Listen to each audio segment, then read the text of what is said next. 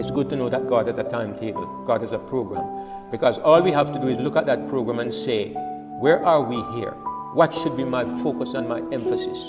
Am I really in tune with God's program? That's the first thing we saw. Also, if you look at the sanctuary service, the same outline is highlighted. There are different parts to the ministry of Jesus. When he was on earth, he was what?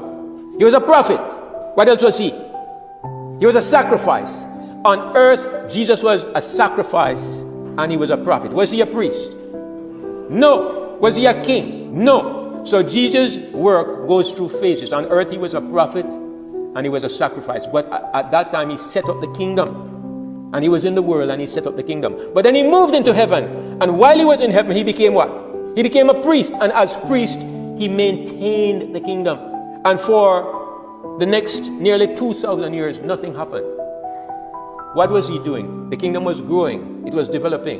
But there were no changes. There was no new work that took place in those 2,000 years. But according to the Bible, down at the end of time, there is what is called the Day of Atonement. There's a Feast of Tabernacles. There's a blowing of trumpets. Something is to happen. Jesus is to go into part 3 of his work. And part 3 has to do with the kingdom perfected. This is the time in which we live.